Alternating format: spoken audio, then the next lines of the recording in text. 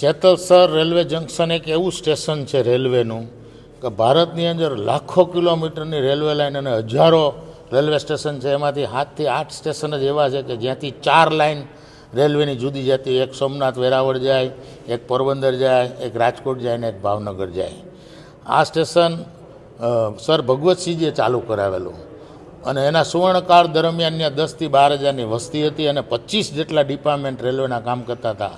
સિનેમાથી માંડીને, હોસ્પિટલથી માંડીને, પોલીસ ચોકીથી માંડીને, સ્કૂલ કોલેજોથી બધી જ વ્યવસ્થાઓ હતી. એના સુવર્ણકાળ દરમિયાન 4 થી 5 હજાર કર્મચારીઓ ત્યાં કામ કરતા હતા. એટલા જ નિવૃત્ત કર્મચારીઓ ત્યાં રહેતા હતા.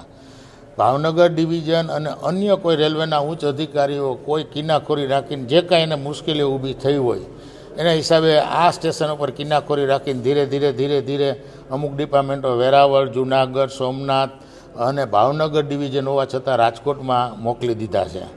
એટલે આ ગામ પડી ભાંગે એવી સ્થિતિ ઊભી થઈ છે, જેના સુવર્ણકાળ દરમિયાન આ જે સૌરાષ્ટ્રની વચ્ચોવચ્ચ આવેલું રેલવે સ્ટેશન છે, જ્યાંથી અમરેલી જવા માટે, પોરબંદર જવા માટે, રાજકોટ જવા માટે કે સોમનાથ જવા માટે 1 કલાકના કોઈ પણ જાતની ડિઝાસ્ટર મેનેજમેન્ટ કરવાનું થાય ત્યારે ટ્રેન અને સ્ટાફ પહોંચી શકે. એને બદલે આ લોકોએ કિનાખોરીથી આવું કર્યું છે.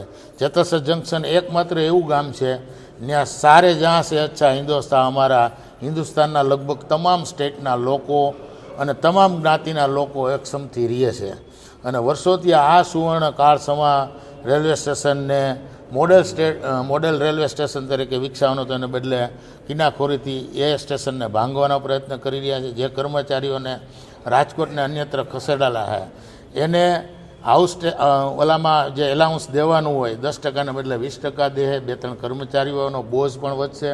મહિને અમારા ગણિત પ્રમાણે આ લોકોએ જે અમને કીધું છે 10 થી 12 લાખ રૂપિયા વધારાનો રેલવેને ખર્ચો થાય એમ છે. ને જ્યારે અહીંયા ક્વાર્ટરથી માંડી અને 10 લાખ ચોરસ મીટર જમીન ભગવતસિંહજી આપેલી છે અને તમામ ફેસિલિટી ઉપલબ્ધ હોવા છતાં અને ભારતના વડાપ્રધાન નરેન્દ્ર મોદીનું સ્વપ્ન છે કે મોટા સિટીને બદલે નાના સેન્ટરને ડેવલપ કરવા, એને બદલે આ રેલવેના અધિકારીઓ કોઈ ચોક્કસ કારણોસર આ નાના સેન્ટરને ડિમોલિશ કરવા લાગ્યા છે.